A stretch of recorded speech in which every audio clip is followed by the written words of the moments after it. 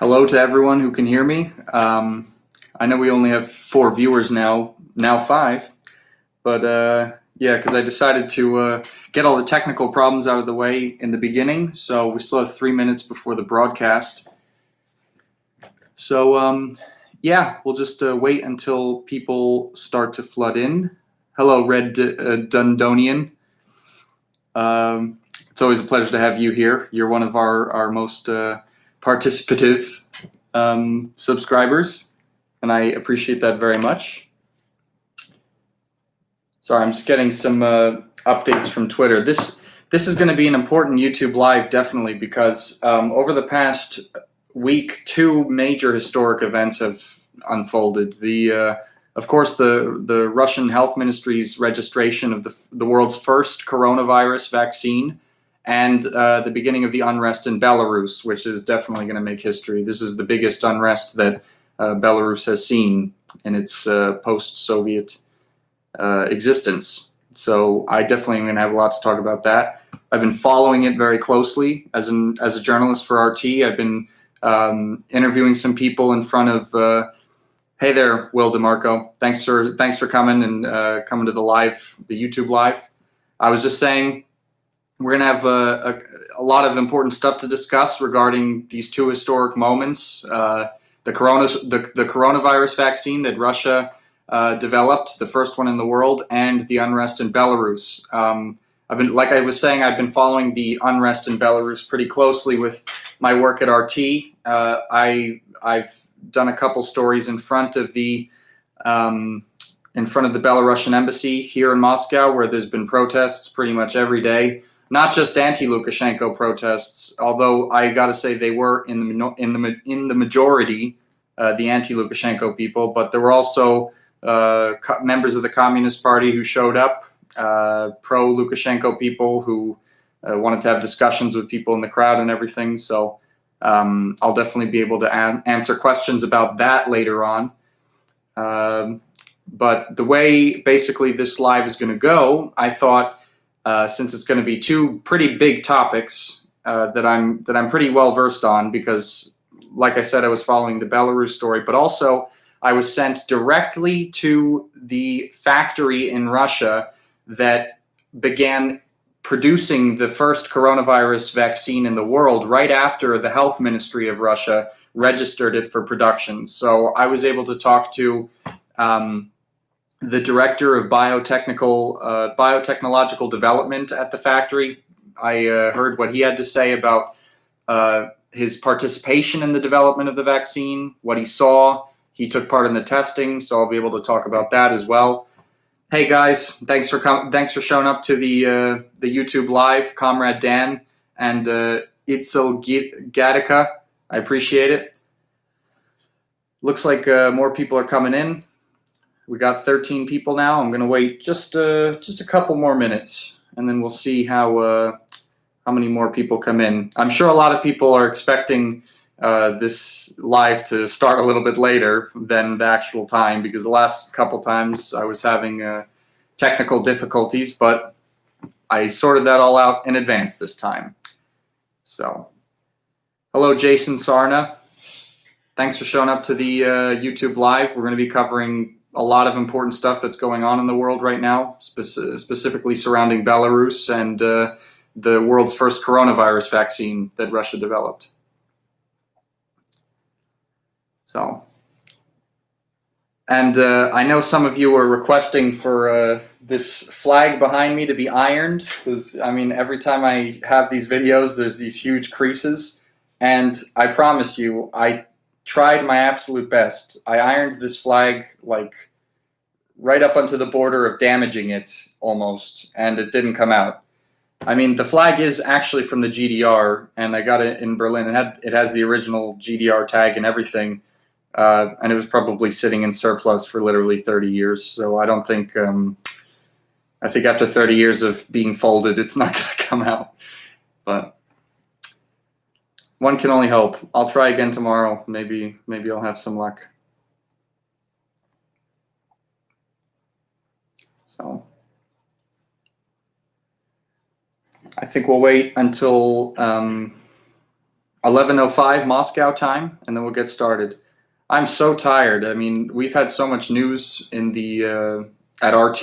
I mean, all around the world has been really busy, but I literally worked from 9 o'clock in the morning today talking about Iran, how the mainstream media in the West is saying, at first the mainstream media was accusing Russia of sending the Taliban bounties for U.S. soldiers for hits on U.S. soldiers in Afghanistan, which obviously wasn't actually backed up by any evidence. It was all anonymous sources, same kind of thing they always do. And now they're blaming Iran for the same thing. They're saying Iran and Russia are giving the Taliban bounties on U.S. soldiers in Afghanistan, as if the Taliban needs to be given bounties to fight the U.S. soldiers in Afghanistan. It doesn't make any sense. But so I did a report on that today. And then I did another report on U.S. imperialism, actually, how Joe Biden is the Democratic pick for the presidential election, and they're now trying to make him out to be some sort of peacemaker. They're saying he's going to end the endless wars that America has been in since the war on terror began in 2001 after 9/11 and everything. Meanwhile, I mean, like, anyone who follows politics is probably pretty savvy to his record of supporting war after war, intervention after intervention, especially under the Obama administration when he was vice president. So, hey, Comrade Dan, I appreciate your love for my video on Iran, because I was pretty proud about that video too, and it's gotten a lot of attention, but not as much as my other videos, like about the GDR or talking to Soviet citizens. But Iran is a very important country, and it's important to understand because so many people don't even know it's basically a socialist country. It's unbelievable. I had no idea until I started really looking into it. Just a minute, sorry, I'm getting some updates about the situation in Belarus. I've got a Telegram chat where I'm connected to some journalists on the ground there, so I can get some, the pictures. If any of you have been following my Twitter, the pictures I've been posting on Twitter of the protesters holding signs like "Stop Genocide" and like asking the European Union to intervene to end totalitarianism. That's from this chat where I'm corresponding with journalists that are actually taking pictures on the ground in Belarus. And to be honest, it's shocking that and they're all written in English, of course, either completely in English or in Russian and English. Because why do you think that? Obviously, they're pandering to some sort of imperialist forces in the West.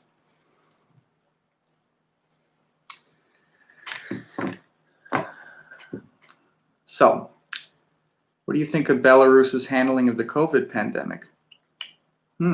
That's a good question, but let's save the questions for the end of the segments that are relevant. So when I'm gonna start now, okay? I'm gonna begin the actual YouTube live now, and I'm gonna begin it with explaining how I'm gonna do it this time because we have two topics, and in previous YouTube lives there was just one, or it was kind of I was just getting a feel of how to structure this kind of stuff.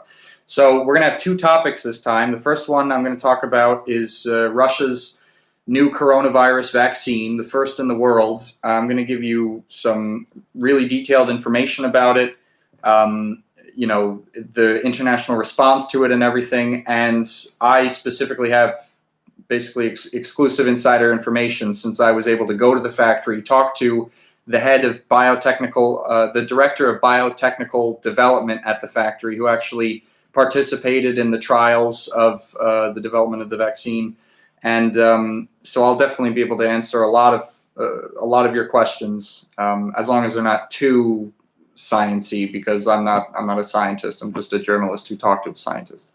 But anyway, so Red Dundonian, you should ask that question at the end of the first segment when I'm done talking about the coronavirus vaccine. And then we're going to go to the Belarus portion, where we'll talk about the political situation there, the unrest, Lukashenko, the opposition, who's supporting who. And then at the end, of course, I'll be able to answer any questions to the best of my ability. Okay? So let's begin. I'm going to start here with the coronavirus vaccine. So basically, if you haven't already heard, last Tuesday, a week from today, backwards in time, the Russian Health Ministry registered the first coronavirus vaccine in the world for production. So there's a lot of stuff surrounding this because the West quickly criticized it. Other countries quickly made orders for it. So I'll start with the basic details and then get into the specifics. So basically, this vaccine is nicknamed Sputnik 5. This is what they've been calling it on in the media and everything. I'm not exactly sure where that name came from, but in the factory, the official name is Gaz COVID Vac. It's short for, it's like one of these, Russians love these compressions of combinations of words. It's basically the name of the institute that researched it, COVID for COVID-19 and vaccine. But Sputnik 5 is what everyone's calling it. It comes in 2 doses. You get the first dose, and then in 21 days after that, you get the second dose. And I was told that the reason for that is because it extends the lifespan of the antibodies in your body. So, or the time that you'll have the proper antibodies to protect yourself against COVID.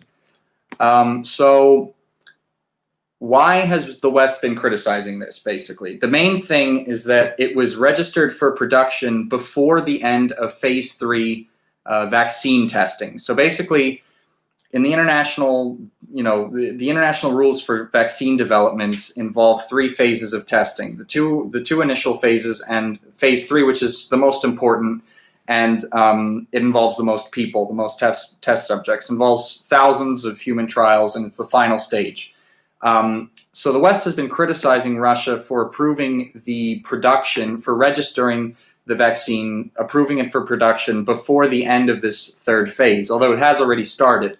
Now, the reason that the health ministry has done so is because first of all, the initial phases of testing came out flawless. Basically the only side effects that are occurring from this vaccine are slight fevers, basically the same sort of side effects that come from your normal flu vaccine. But all of the people who were in the initial trials and were tested for the antibodies against the coronavirus after they were given the vaccine tested positive for high amounts of these anti-coronavirus antibodies. So, and also Putin, this is an interesting fact. I mean, Putin's, it's not that important, but it's kind of interesting. Putin's own daughter was actually among one of the original test subjects, and she did get a slight fever, but tested positive for high levels of antibodies that are involved in sorry, I just lost my train of thought. That are involved in countering the coronavirus. Now, a couple things should be mentioned also in response to this Western criticism. So the first one obviously is what I said. The initial stages came out basically flawless, and the vaccine itself. Let's talk about its essential biological components. It's composed of dead coronavirus and adenovirus, which is it's a strain of the common cold, and this strain triggers. I'll quote the top scientist at Moscow's Sechenov University, where they were working together in the development of this vaccine. He says it triggers an immune response similar to that caused by the coronavirus itself, end quote. And also, when I was at the factory, actually, like I said before, I spoke to the director of the director of biotechnological or technical development. In Russian, I only knew I'm trying to translate it from Russian, so that's why it's a little weird. But he also was part of the trials, and he said that there's no doubt that this vaccine is creating high levels of antibodies in the system that fight the coronavirus. Now, I'm going to pause for a second because I'm going to post my report to my discussion with him, where you can hear exactly what the director of biotechnological development had to say about the effectiveness of the vaccine. So I just put it in the chat. You can all watch that later, see for yourself. I mean, he's a scientist, so, and he actually had a direct impact on the development of this vaccine. So I would say that's a reliable source. And the third thing I want to mention in response to this criticism from the West, because they just immediately went crazy, is that this vaccine is actually not going to be available to the general public until the end of phase 3 testing is complete, which is in accordance with the international rules of vaccine development. Before that moment arrives, basically the reason why they registered this vaccine for production early was because Russia is the 4th hardest hit country in the world when it comes to coronavirus. And this registration for production is basically going to make it available to the most threatened demographics in the country, for them to get it, like basically early access to it. That's medical workers, teachers, and the elderly specifically. These are the specific demographics that I've heard mentioned from experts. There may be more, but I'm just telling you the ones that I know for sure. And it's just interesting because, the West is criticizing Russia for doing this, for giving early access to these high-risk demographics. But when you think about it, it's like, okay, what choice does the Russian state have when their population is being killed by this disease? Can they just wipe their hands clean of the responsibility for the virus and allow the situation to deteriorate, like in the United States, where it's the hardest hit country in the entire world and it's absolutely out of control? Or the government can take action. And in Russia, the government has a tradition of taking action in these things. And to be honest, I don't see anything wrong with that, especially when there's no evidence that that the vaccine is causing any serious harm to anyone. So the next thing I want to talk about with the vaccine is that the very same day that the vaccine was approved for production, Russia received orders from 20 countries around the world on the very same day for a total of 1 billion doses. I was at this factory and it was crazy. They had just started production of this vaccine because it was registered hours before I arrived at the factory. And they were producing so fast, they didn't have a packaging area to prepare the vaccines that were completed for transport to fulfill the production quotas. They were like, and I asked them, I was like, do you have a plan on when you're going to make this packaging facility so you can transport it? And they said, we're literally going as quickly as humanly possible because that's as good as we can do. And they really want to get this out to the general public and to the international orders. So another interesting fact about this is that the Venezuelan president Nicolas Maduro even said he'd be the first Venezuelan to be administered the vaccine. And I haven't seen specifically if Venezuela has made vaccine orders, but I think it's likely they have. And if they haven't, they're almost certainly going to be ordering it in the future. Now,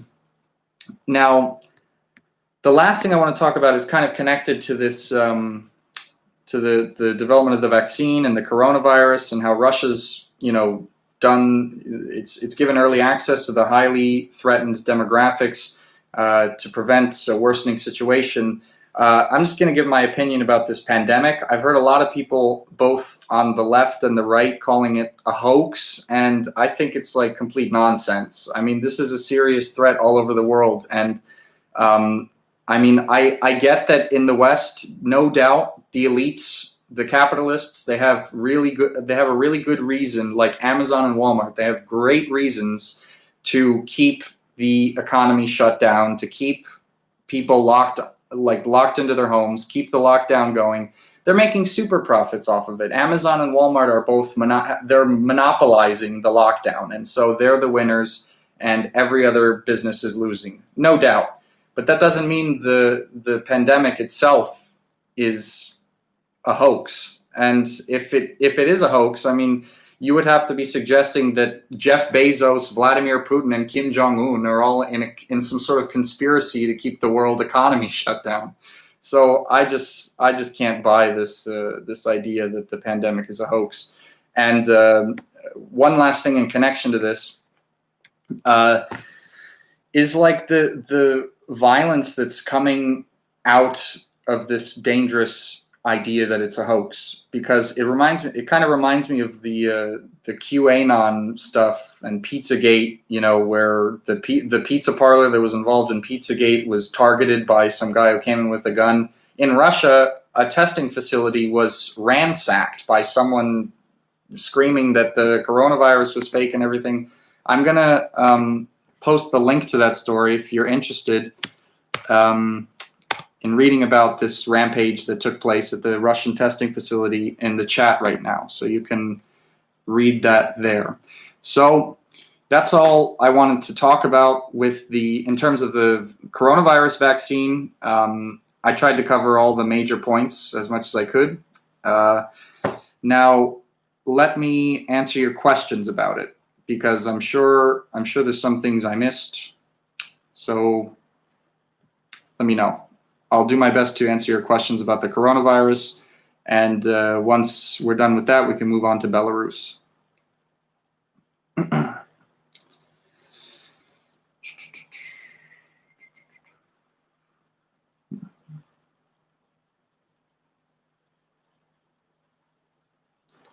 Questions concerning the Russian vaccine? Concerns?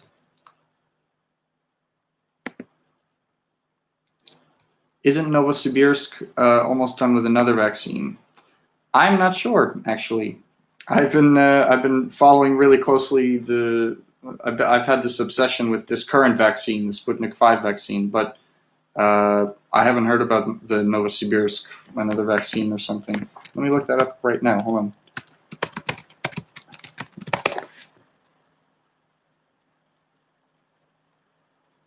Yeah, okay. I'm reading the Russian media right now, and it says, there's a center in Novosibirsk called Vector that's beginning. It's already begun, actually. Let's see. It's begun the second. Oh, actually, this is a bit old. Oh no, yeah, they're also researching a second clinical tests for a vaccine on the coronavirus. Yeah, okay. So yeah, there is a second vaccine in development. It's kind of good because, we don't know really what's going to happen throughout phase 3 testing with this one. I mean, so far it's fine, but who knows? You never know. Let's see. How will Russia prioritize distribution of this vaccine? This is a good question. It's something I wanted to mention and I forgot. So the distribution, like I mentioned before phase 3 testing is completed, the coronavirus vaccine is only going to be it's only going to be available to demographics that the government deems high risk: medical workers, teachers, the elderly. Now, at the end of phase 3 testing, the government's going to make it available to everyone free of charge. The distribution, the government is footing the bill for this. And Vladimir Putin has already declared that it's going to be available across the country free of charge. They're going to just churn it out and try to get it as many people as possible.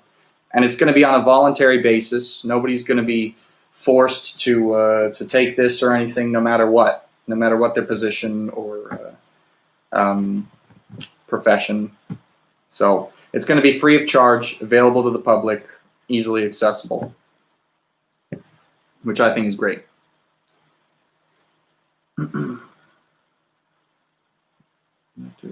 Vector is where they store one of the 2 last remaining samples of smallpox. Thank you, Comrade Dan. That's an interesting fact.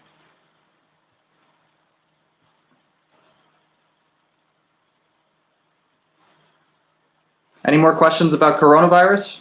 About the coronavirus vaccine? I'm not really an expert on the coronavirus, but I am pretty close to an expert on the coronavirus vaccine. If not, we can move on to the more controversial subject of the unrest in Belarus, of which I have probably a very controversial opinion.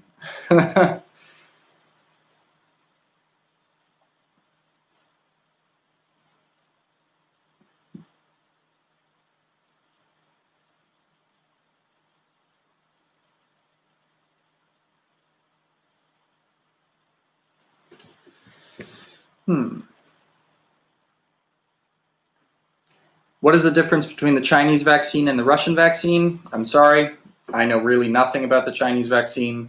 I'm only qualified to talk about the Russian vaccine. But I'm sure the Chinese vaccine is good too. Is Putin good with coronavirus? I guess I'm going to interpret your question as, has his administration been dealing with it effectively? I think so. I mean, one of the things you have to take into account with the fact that, for example, Russia's the fourth hardest hit country in the world, America's the hardest hit country in the world, is population, obviously. Obviously, China has the biggest population, and they dealt with it completely effectively, where it's not even relevant to them anymore, basically. But in countries that don't exactly enjoy the coordination of a socialist planned economy, you got to make do with what you got. And I think the Russian government really responded quite effectively considering the circumstances. Yeah.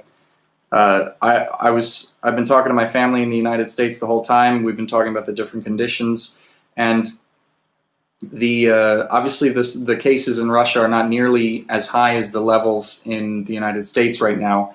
And we were out of lockdown, way earlier than the hardest hit places in the United States. And I am living in the hardest hit place in Russia, Moscow. That's where the vast majority of the cases were. And we never went back into lockdown. We're hitting like a second wave right now, but it's like really, it's nothing in comparison to the first wave. And people are walking around without masks on and stuff, almost as if like life's kind of gone back to normal. It's really just workplace attitudes have stayed like they were under the pandemic. Workplaces are still having people work from home and stuff, but government policy on the street is very free right now. They're not requiring anyone to do anything. Does the U.S. government plan to block this vaccine from being available in the U.S.? I can't say what the U.S. government is planning to do right now, but I would say that I wouldn't be surprised, because they were among the first with the European Union to criticize this vaccine that Russia developed. And I mean, they're gonna. Sorry, I'm just reading the chat right now. They're most likely going to say it's dangerous, and they're gonna use that to refuse shipping of the Russian coronavirus vaccine to the West, because there's tons of companies that have gotten a lot of government subsidies and are trying to make a lot of money on the production of this vaccine in Europe and the United States. And if a bunch of Russian vaccines come in, they're competition. Simple logic of imperialism and capitalism.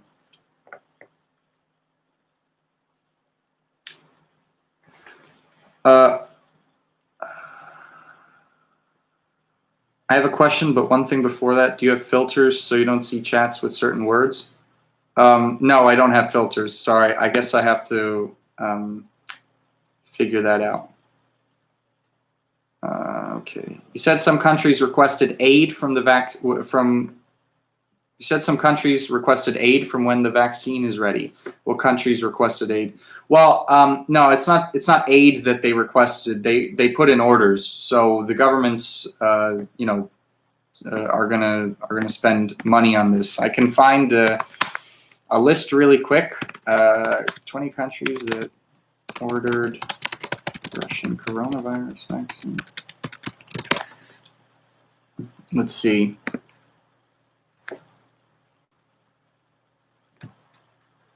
Okay,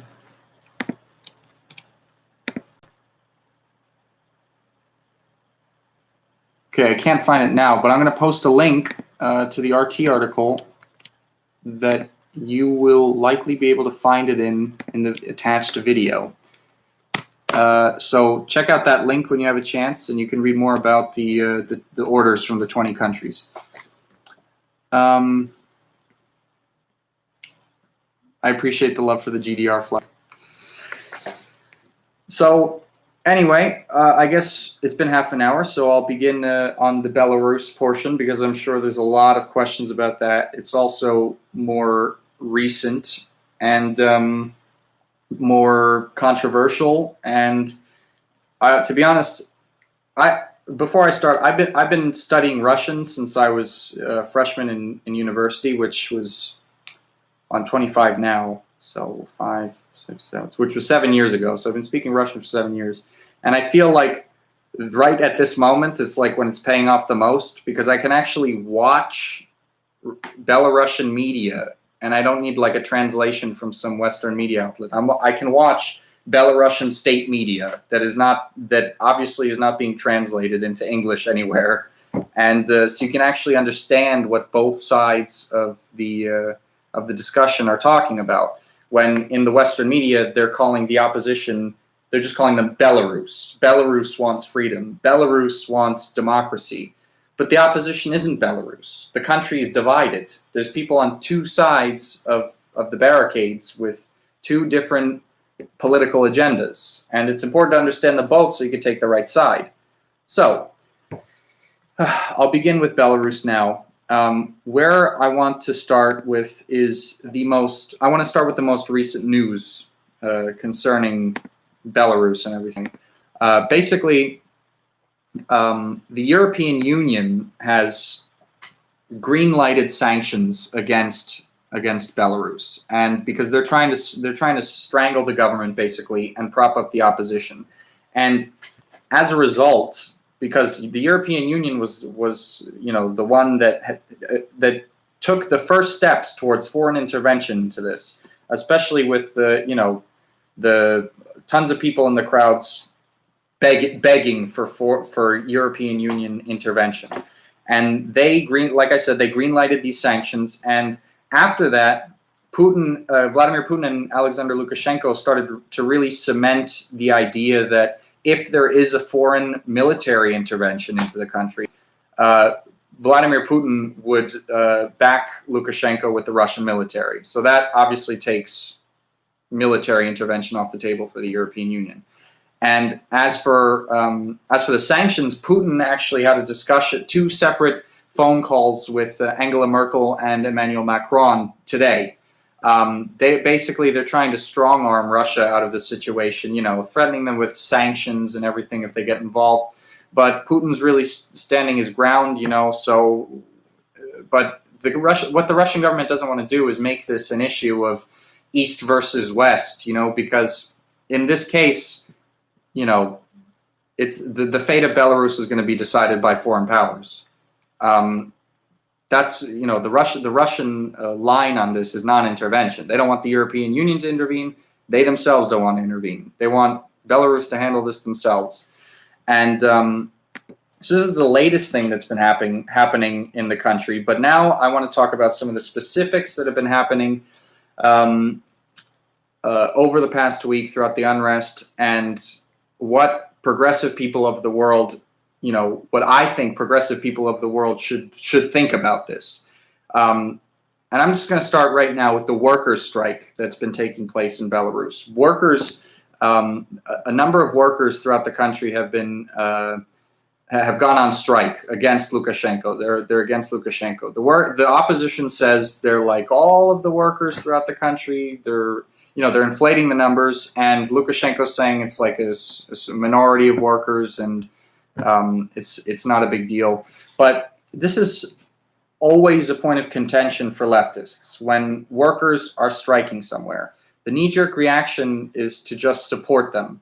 But what we have to think about here is, what we have to remember is the Solidarity Workers Union in Poland that overthrew socialism and gave rise to the anti-Russia, anti-communist NATO state that exists today. That workers' union was calling itself socialist. It was calling for social democracy. It was calling for reform of the Soviet system, which the Soviet system did need reform.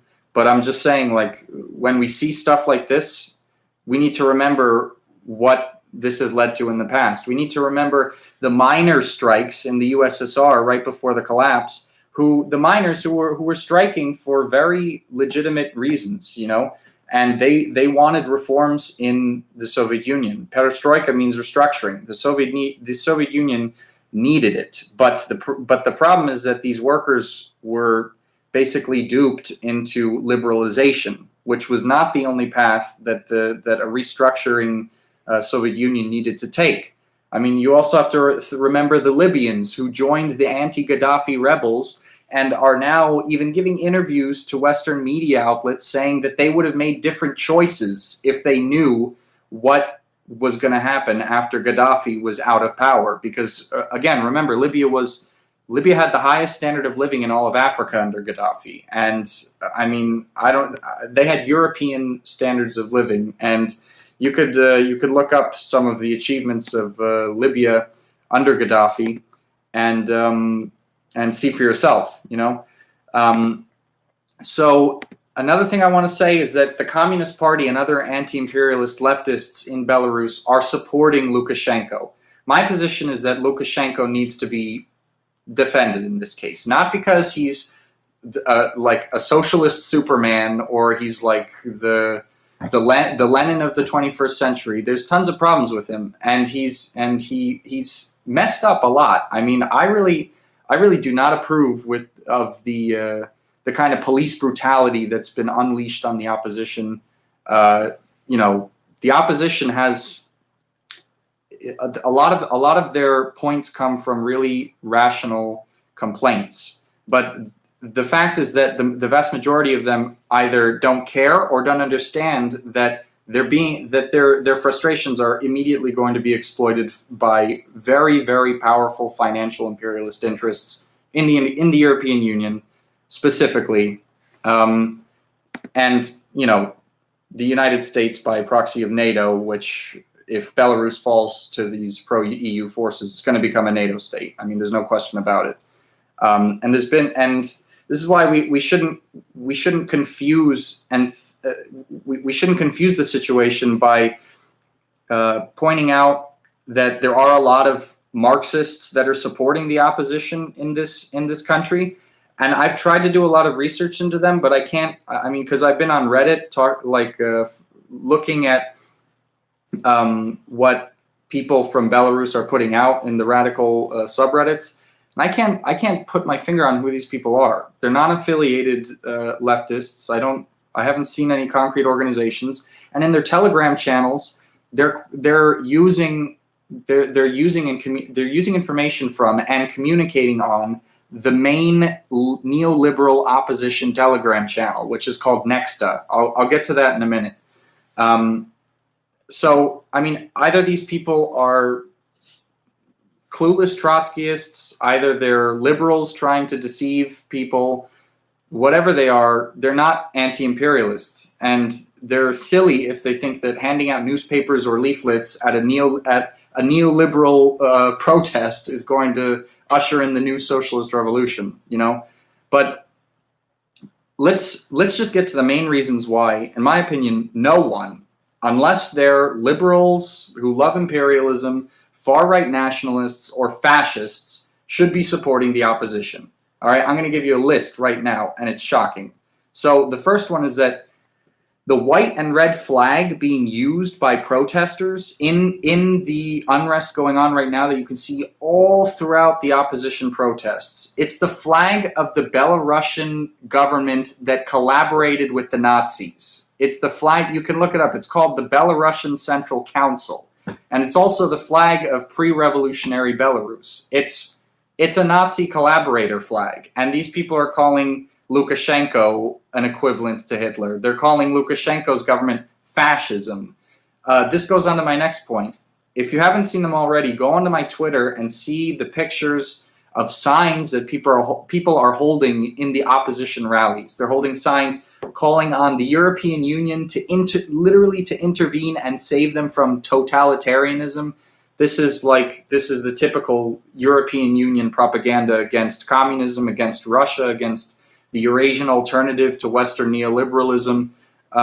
There's a sign that you can also find on my Twitter. And by the way, I'm getting these pictures from my correspondence with actual journalists on the ground right now. All these pictures that they literally were taken the day of the tweet I made.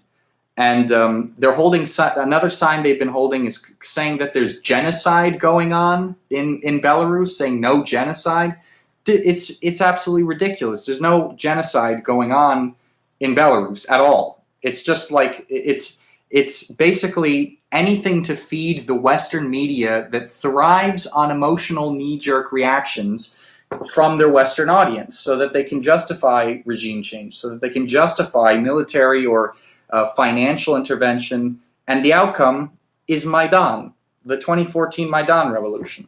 They're even using hashtags like the hashtag Belarusian Lives Matter, as if the Belarusian police repression of political unrest in this situation is equivalent to the centuries-long tradition of racist police brutality in the United States that people are protesting against right now in the U.S. There's no equivalent.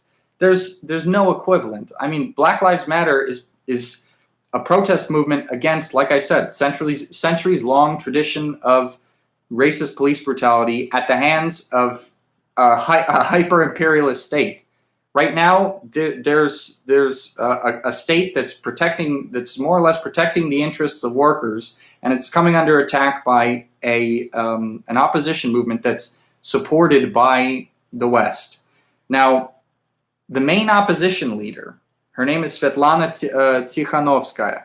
She lost the election to Alexander Lukashenko, and she's in exile in Lithuania right now. She's conducting her political operations from Lithuania. This is an anti-Russia, anti-communist, rabidly anti-communist NATO state.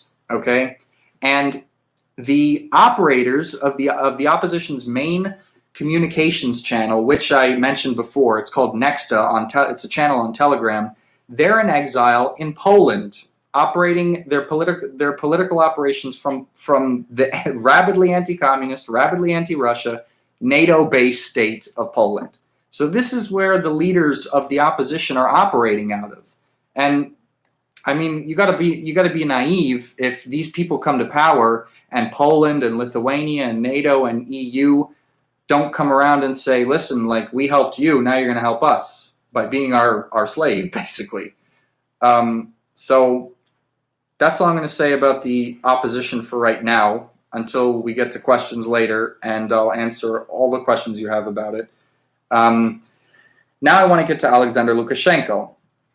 He's been president now since 1994. Okay, this is the main complaint of the opposition. They say he's been in power for too long. They want democracy and freedom. This is the liberal talking points. So, as a Marxist-Leninist, I want to look at this from a class perspective, right? These empty claims about democracy and freedom of speech and freedom of the press and liberalism, none of this means anything. I mean, most of you watching right now are in the West. You know, freedom of the press doesn't exist there. You know, freedom of expression exists nowhere unless you're standing by yourself on the sidewalk in the middle of the street. And then it doesn't even, there's also rules that apply to that. It's just propaganda to stir up dissent. Now, let's look at the class reasons why Alexander Lukashenko, out of all the possible options, right now should be the person that anyone with a progressive mindset should be supporting. Number one, as of 2019, 75% of Belarus's industry was owned by the state.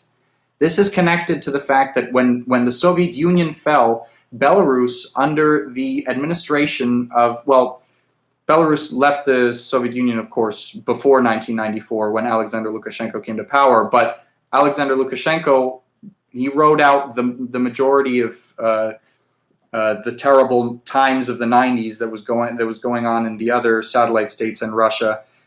He took the country basically unscathed out of that period. Okay, the Human Development Index in the country has been very high since across his entire administration. And just for those who don't know what the Human Development Index is, it's, in my opinion, a better measure of the success of a country than GDP. Everyone's always measuring GDP, but it's kind of irrelevant because all it is gross domestic output, which it even isn't anymore because of the age of outsourcing of labor, and jobs that are producing things overseas count towards the imperialist center's GDP. So forget that. It's not a measure of anything. Human Development Index takes into account life expectancy, literary rates, per capita incomes, access to education and healthcare. These are things that actually affect working class people's lives. And by all measures, Belarus has an astronomically high HDI, Human Development Index. So the means of production in Belarus are mainly owned by the state. There's a state workers union that makes sure that workers have an outlet to voice their concerns, that they get paid vacation, they get all these benefits that we can't even dream of in the United States. And so right there, that's the state defending workers' rights. I mentioned the Human Development Index. Okay, so talked about the 90s. Basically, it goes without saying, obviously, if the industry is majority controlled by the state right now, it avoided the widespread privatization of the 1990s that came with the collapse of the Soviet Union, where foreign capitalists came in, selling off the means of production that the workers had built over the years for scrap money like vultures, And so basically just the core of this is that if you compare what Lukashenko has done for the working class of Belarus throughout his presidency, and put it on a scale against what the empty promises of democracy and freedom, that the EU's promising to offer them, if you scale those against each other, I mean, choose which outcome is going to be better for the working class. I mean, I think the choice is really obvious. And again, the official communist parties and anti-imperialist parties of Belarus, organizations, they're all supporting Lukashenko. And obviously the opposition has forgotten about Ukraine, Iraq, Syria, every other country where imperialism has intervened and spread misery and suffering for the sake of profits. But Lukashenko's government has not forgotten this. And despite all the mistakes he's made, the excesses of his administration, because there's a lot, no doubt, he's the only option for a self-determining Belarus at this moment. There's no other option. And that's where I'm going to leave it there. And I'll answer any questions you guys have. Actually, I'm going to say one more thing. Before I answer questions, if you agree with me on this subject and you're active in, you're a political activist, a communist, socialist, anarchist, whatever, anti-imperialist. If you're an anti-imperialist of any sort, you need to, the thing that the Belarusian communists, the Belarusian people, the international workers movement needs you to do is to organize demonstrations in front of the Belarusian embassy of your country and show your support for the government there, because all the opposition is out. They're all over the world out. In Kiev, the Belarusian embassy was attacked. In Moscow, every day the opposition is out in force making these demonstrations. Even in Belarus itself too. You can watch the videos. The pro-government demonstrations look a lot smaller than the opposition demonstrations. And the reason for that is because most people who support the government, who support Lukashenko, they're not going out to protest. They're still working to keep the country's economy going. And that's another thing that Lukashenko even encouraged them to do. He said, if you support the government, if you support me, you should stay at work and continue economic productivity. So that's what we need to do.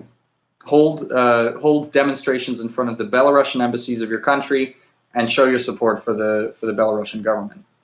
Now I'll answer questions.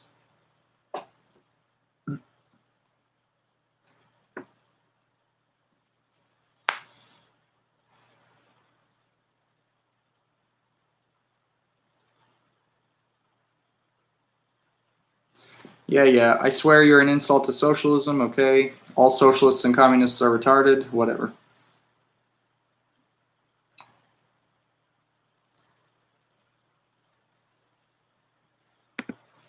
Okay, let's see. What is the rationale of Belarusian Marxists protesting against Lukashenko? Again, like I said before, I haven't been able to identify them. I've checked out their Telegram channels that they've been suggesting people to go to, and I can only find, messages linked to Nexta, the neoliberal opposition communications channel. I'm assuming if the Marxists that are opposing Lukashenko in Belarus are similar to the ones in the United States who take similar stances, they're likely Trotskyists or people who think that they can take advantage of this social unrest for the purpose of ushering in a government better, more socialist than Lukashenko. But my idea of it is that that's not possible. Belarus is stuck in between an imperialist superpower, the European Union, and Russia that doesn't want to see Belarus fall into their hands. There's no Belarus is going to be powerless to do anything if it allows, opposition to get to the point where foreign actors start to get involved.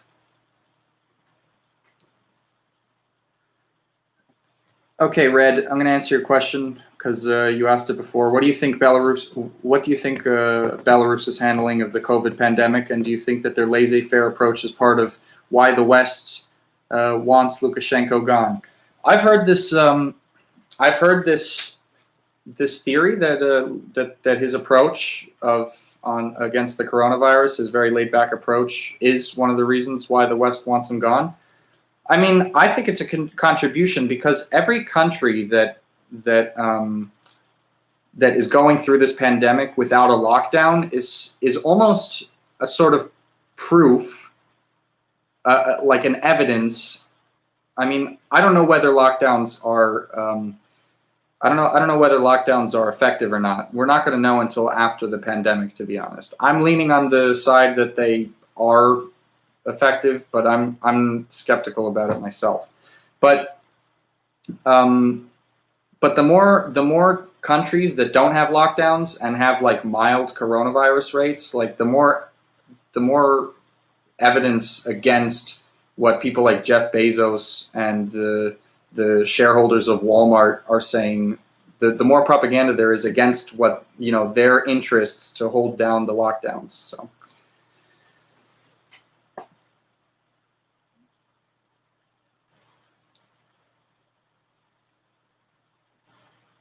Lukashenko has deployed soldiers on the country's western border, Euronews reported. What does this mean for Europe? I'll tell you why Lukashenko deployed soldiers on the country's western border. Because NATO forces have deployed their own soldiers on the western border of Belarus. It was a response to this. And this is part of the reason why Putin gave Lukashenko a security assurance that if there is a military intervention, the Russian military will intervene on behalf of the Belarusian government. And I think it's great. I think it's great. This guy is literally the leftist Alex Jones. I love it. That's funny. Okay, let's see. Is the opposition carrying out violence? Yes. I would, in my completely honest opinion, I think the protests are generally peaceful, but there are no doubt violent elements. And the state television in Belarus is just showing them as much as possible, while the opposition media is just acting like they don't exist. Yes, of course there are violent elements, very violent elements in the protests.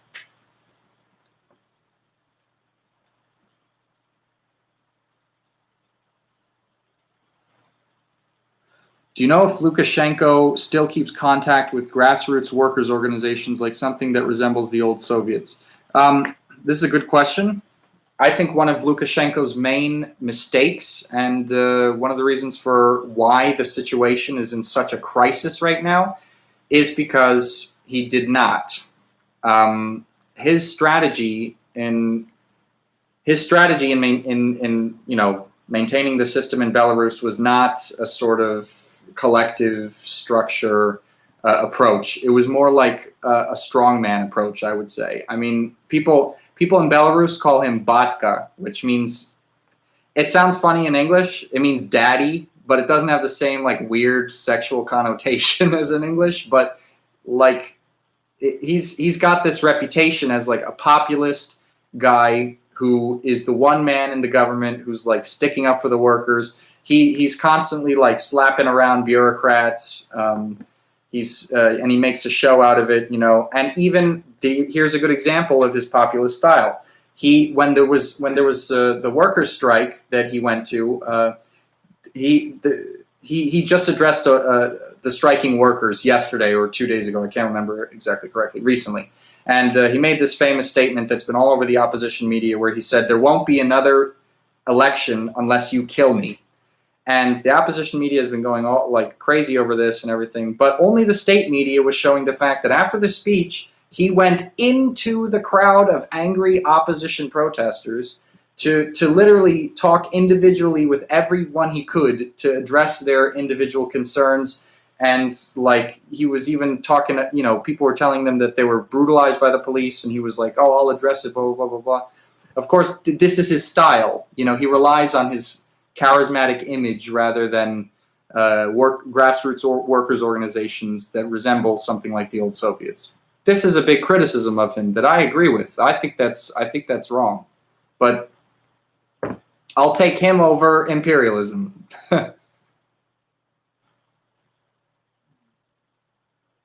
Let's see. Next question. Just trying to sift through the arguments with the counter-revolutionaries in the live chat. Just a second.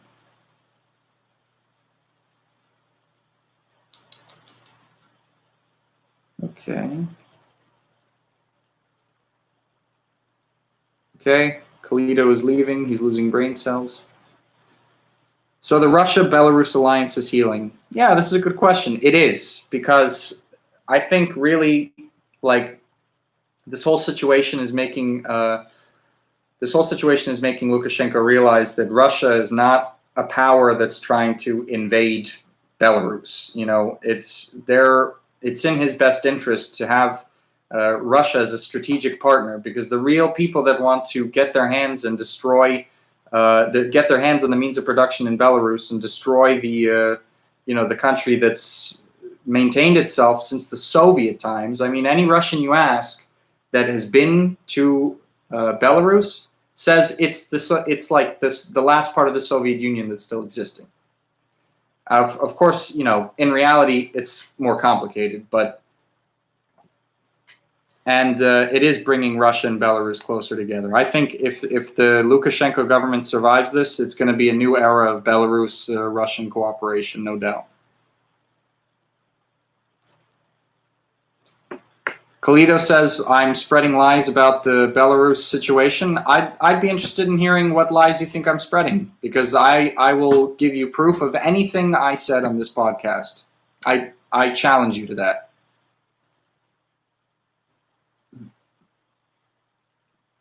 You take a dictator over democracy. There's no democracy in this case. The European Union taking over an opposition movement in a country that has no business in is not democracy. This is imperialism.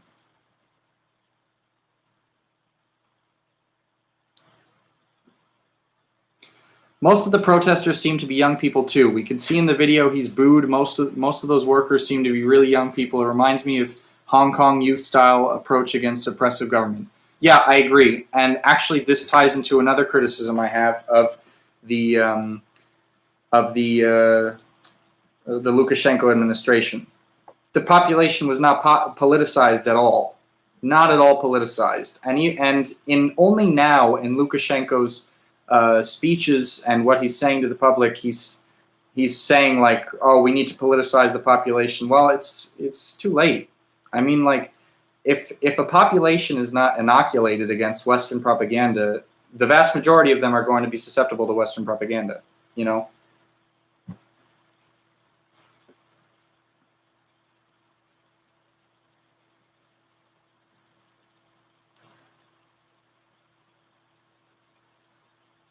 Someone posted the link of the live in the Zyocon group. Oh, that's great. I'm glad. More views.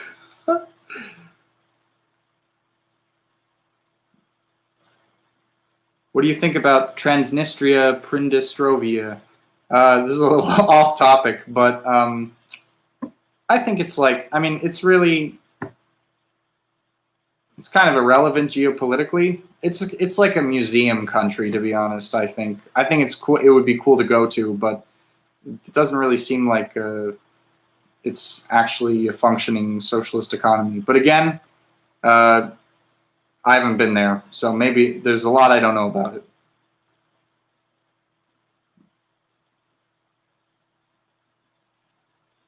I love it. EU isn't taking over anything. The question is free elections or a dictator. So stop lying, you bimbo.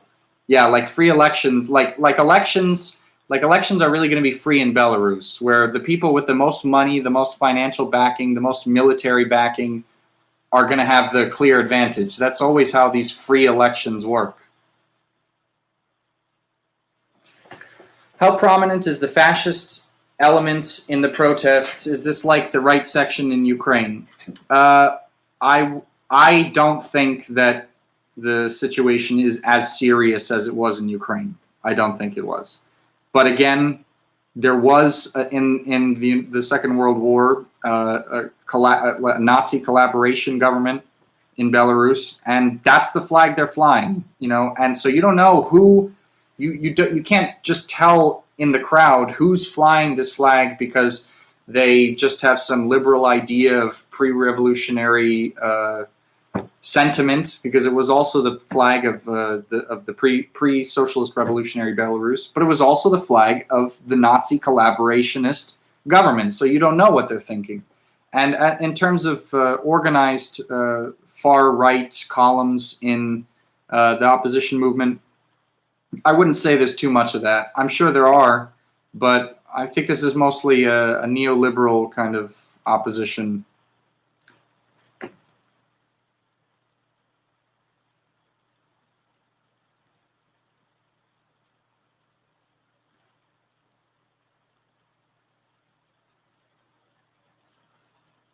What short-term actions you see Russia taking on the Lukashenko situation? Historically, Russia has been invaded through Poland and Belarus.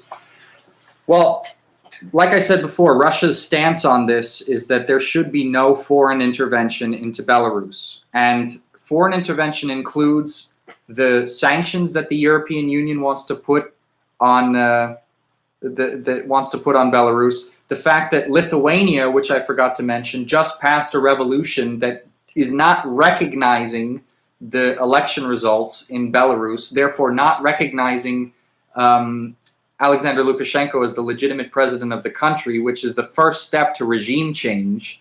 And the European Council is already talking about resolutions, demanding that elections be held on the European Union's terms there. Okay, so this goes also to this next question by Key West Color. You said you prove everything, so prove the EU is taking over Belarus. Well, I mean, I don't know what you mean. I said I'm proving everything, but I'll tell you why the EU is interested in taking over Belarus. Like I mentioned before, the leader of the opposition is in exile in the NATO-based country of Lithuania, anti-Russia, anti-communist. The leaders of the opposition's Telegram channel are operating from Poland, EU member state, NATO country, anti-communist, anti-Russia. The sanctions are the first step to intervention into a country. It, in my opinion, is intervention, because they have what business does the European Union have putting sanctions on this country for its own internal affairs? Nothing. What are they, the Do they have the monopoly on political morality in the world? It's just liberal justification for imperialist practices. They want as many EU states and NATO states on Russia's border as possible.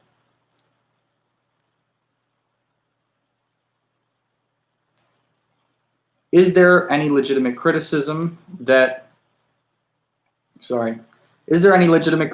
can be given towards Lukashenko without promoting Western imperialism?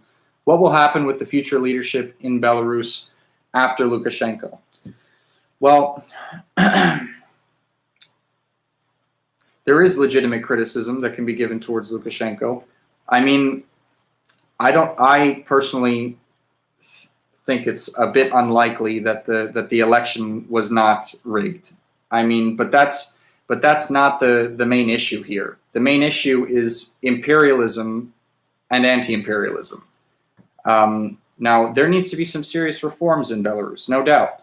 It needs to be done structurally through the system. The system doesn't need to be overthrown. The system is fine.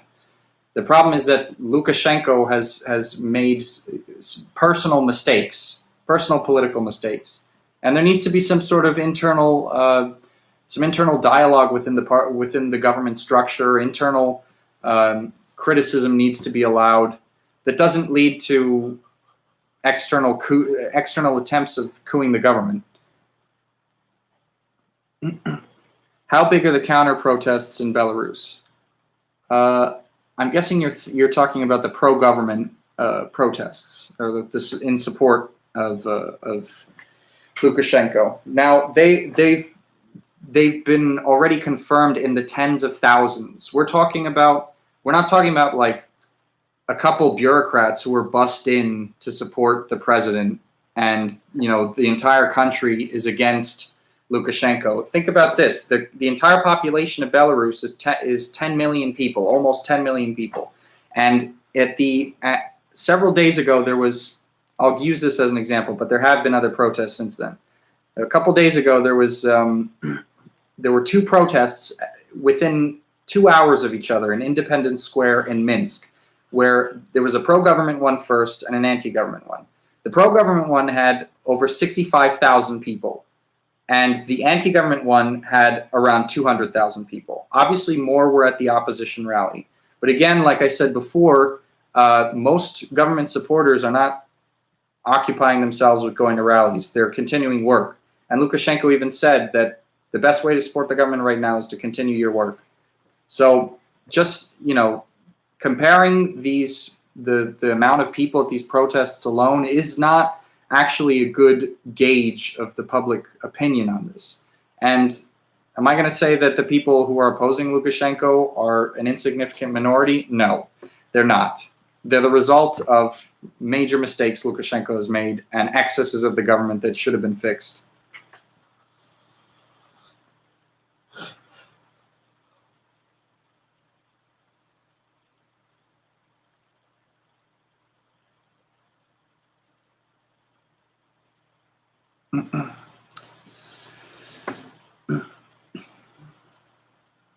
Let's see. I bet they would, just like in Ukraine, ban every pro-Russian communist political party if free elections, the way the West was brought to Belarus. 100%. 100%. This is why this freedom of speech, freedom of political association, free elections. This is all nonsense compared to the European Union, because it's only freedom of association, freedom of speech for liberals, people who agree with the liberal order.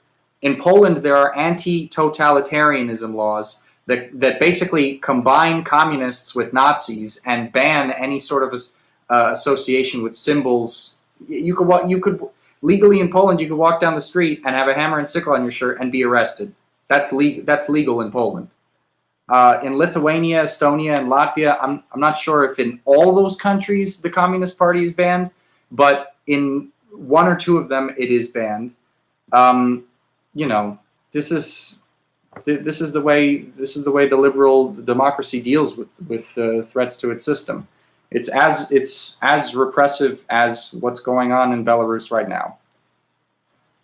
You can look if for anyone who thinks that the police brutality at the in Belarus right now is like somehow specific to Lukashenko's regime, I implore you to just look at the yellow vest riots that have been, or protests, riots that have been going on for months, and see how the police have been treating them.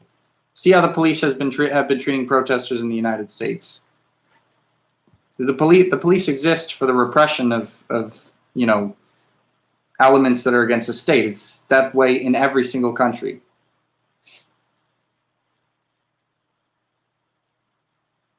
I've heard Caleb Maupin say the situation isn't merely a color revolution style movement. I agree with this. This is what I was saying before. It's not Maidan, but it's closer to Maidan than it is to some sort of workers' revolution, that's for sure.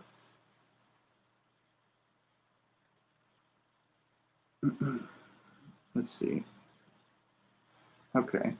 I'm going to ignore the rest of these psychotic liberal questions from some of our friends from the Zionist organization, I guess, that where this live was reposted to.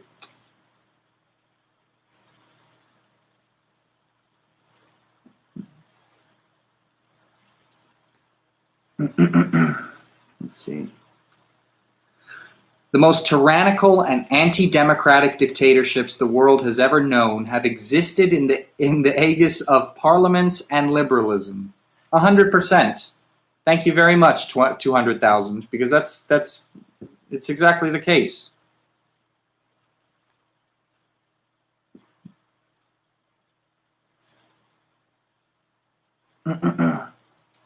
Poverty rate in Belarus, less than 1%. That's correct.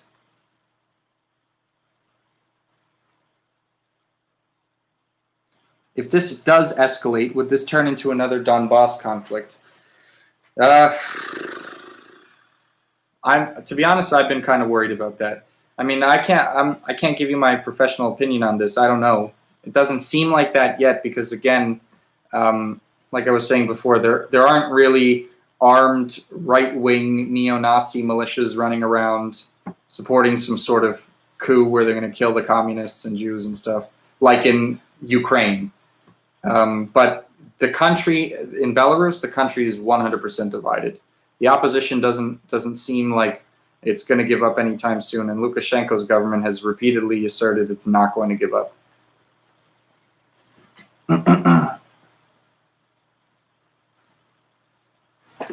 My viewpoint on yellow vests, well, I think it's an amazing resistance movement against the neoliberal order. I mean, people have been, especially in France, in the European Union, I feel like the neoliberal austerity is so much harsher over there than it was in the United States. Maybe I just lived, I come from New Jersey, so maybe I just lived in a place where it's not as bad as other places in the United States. I'm not sure.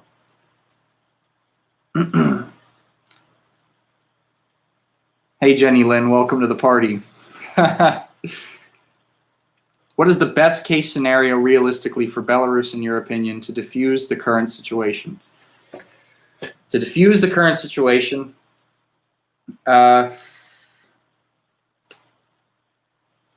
think Lukashenko should seek out some actually rational opposition leaders and sit down to talk with them and come to a compromise. But not the current leadership of the opposition that's in exile in Lithuania. I mean, there's got to be some sort of secondary opposition, some sort of loyal opposition that can come to a compromise. Because I don't know. I think if things keep going the way they're going, it's not going to end well. It's going to escalate.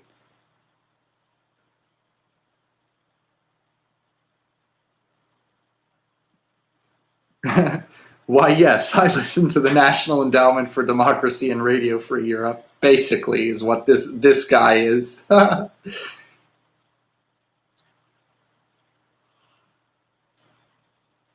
you think Lukashenko made a wrong decision when he used the security services against the protesters? No, but I think he gave them well, actually, I don't know how to use this phrase. I think they were completely brutal, and that was, their brutality is what escalated the opposition protests across the country. You know, the police weren't really so much concerned with just moderating the protests as they were with really arresting as many people as possible, and no doubt people were brutalized by the police.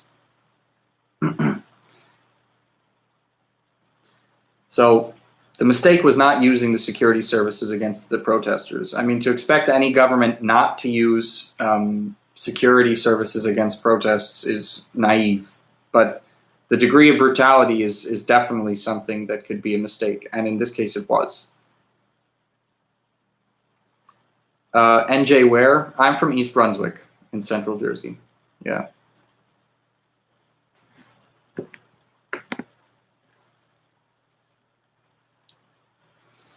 Well, guys, this is it's been an hour and 16 minutes, so I think we covered a lot of really good topics surrounding the coronavirus vaccine and the Belarus stuff.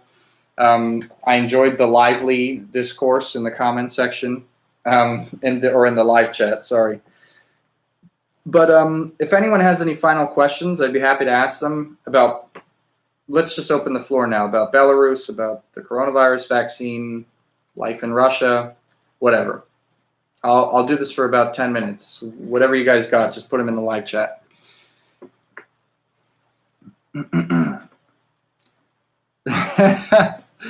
300 Pizza Hut restaurants filed for bankruptcy. Everything Gorbachev touches dies. Yeah, it's funny.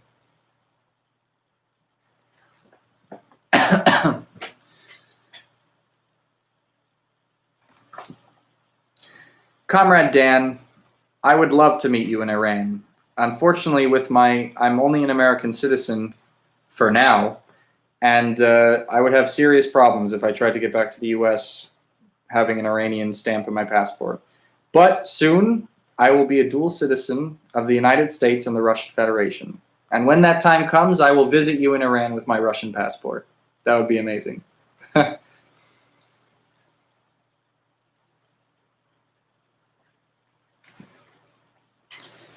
How does the Russian government view socialist citizens? I'd love to answer your question, but I don't really understand it. If you could be more specific, I'll answer it.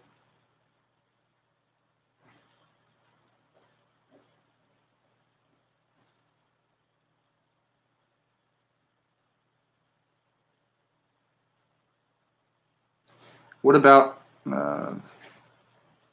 you should make this part of the live stream a separate video so people can share it with others. I'll figure out how to do that for the next time, because with this live stuff, I haven't had the time to figure it out, aside from the times I'm actually doing these lives.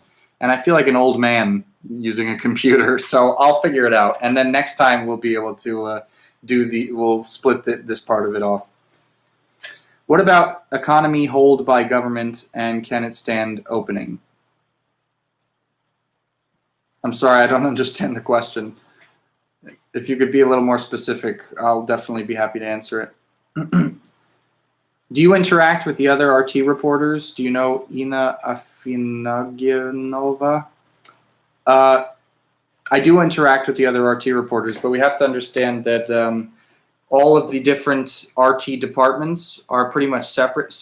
We work separately from each other. I mean, we're part of the same company, but we have entirely different newsrooms. So I'm from RT International. I know all of the RT International correspondents. If she works in like maybe the French department or the Arabic department or something, I most likely have never seen her in my life.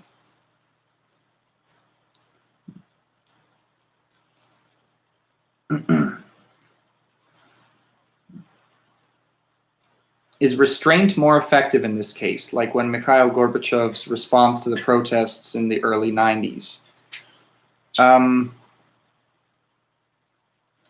I really don't know. I don't know I can't say what outcome would have happened if Lukashenko would have, I don't know, held a very short leash on the security forces. I mean, who knows? Who knows? But I think no doubt the brutality did play a significant role in the expansion of the opposition movement.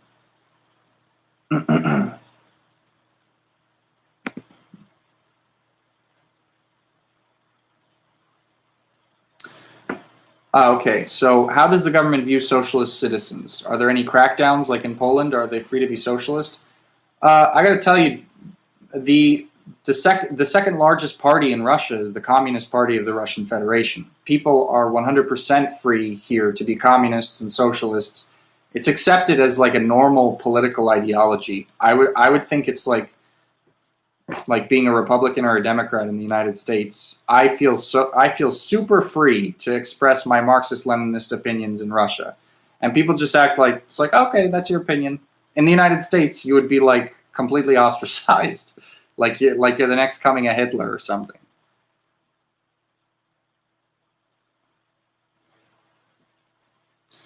I wanted to ask you if you haven't talked about already how Belarus is part of the Belt and Road Initiative, and does this play a role?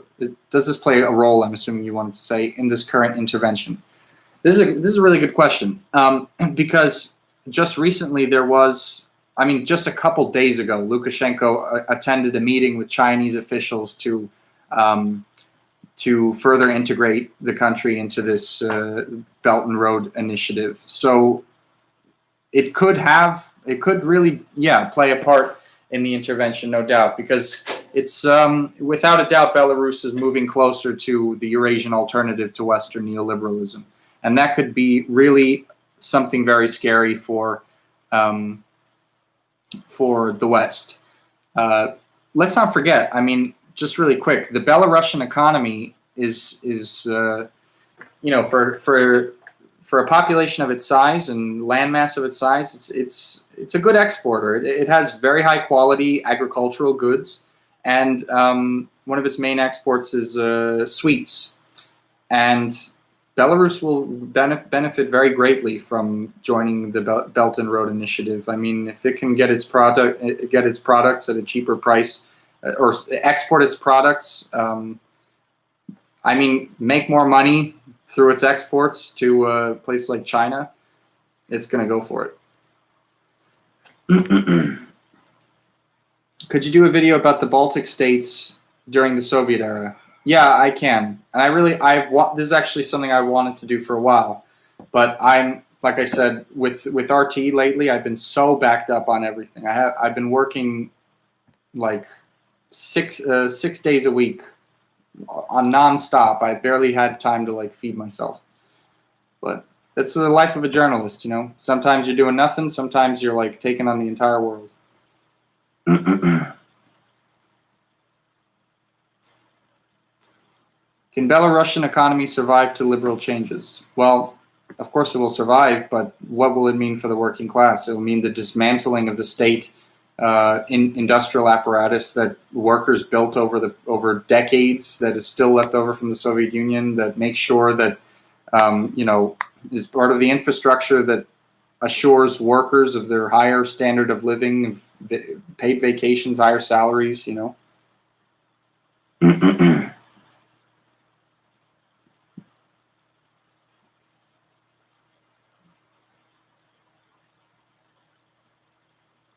Can you make a video in the future on the Russian constitutional crisis, Black October? Yeah, that's on my list of ones I want to do as well. So it'll definitely come eventually. I'll try to get to it as quickly as possible.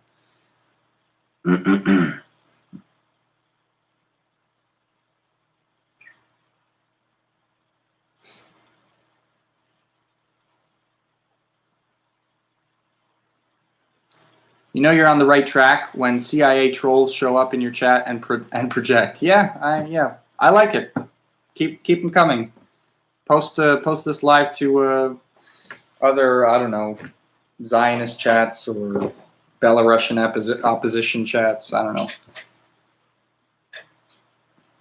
You should interview the guy from the Ushanka show. Yeah, that would be a good idea. I've seen a lot of his videos. Although I think he has a very pessimistic attitude towards the Soviet Union. And I get it, he lived under it, but there's plenty of people who lived under the Soviet Union who remember it differently.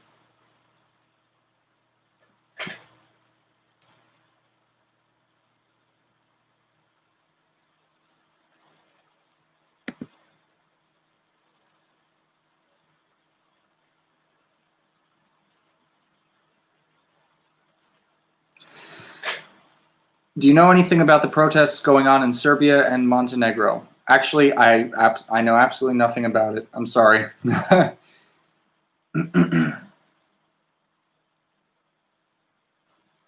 How are the old apartment complexes holding up in Russia?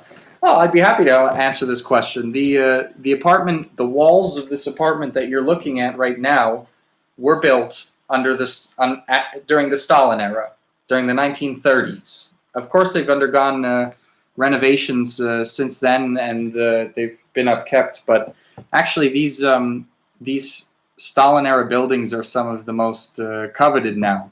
The Stalin era apartments. They're the highest quality. They have tall ceilings. They're in this cool old Soviet style, and they tend to be bigger. It's really cool. I love it here. They also have there's tons of houses all over the place, or apartment complexes all over the place, called Khrushchevki, the ones that were built under Khrushchev, Brezhnevki, built under Brezhnev, and the more modern ones. But they're all still holding up. I would say most people still live in apartment complexes and houses that were built in the Soviet Union.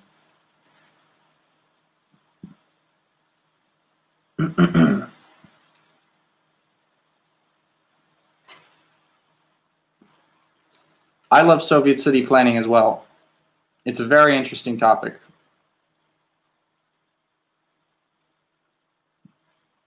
Why do I have the flag of the GDR on my wall? Well, I did a video about the GDR, about how Western propaganda about it isn't the whole story. And also I got it from Berlin. It's actually from the GDR. So, yeah, I like it. It fits the wall. It's pretty. And I don't think the GDR was that bad.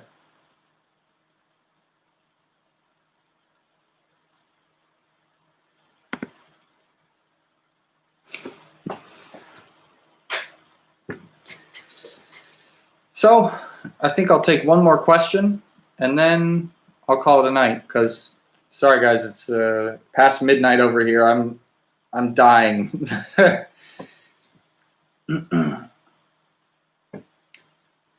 Thoughts on Enver Hoxha? I have a basic understanding of the role he played in the international socialist movement throughout the post World War II period and everything.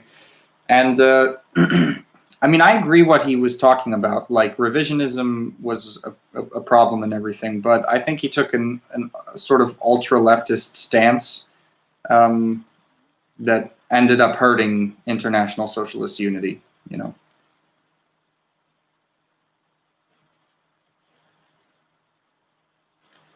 Victor Grossman. Yeah, he's a good guy. I'm doing an interview with him soon, actually, and it'll be on my YouTube channel. I'm trying to get it worked out still. It's hard because, the pandemic and everything. Am I allowed to say what I want on RT, or am I an evil Russian puppet? I'm both. I'm an evil Russian puppet that can say whatever he wants.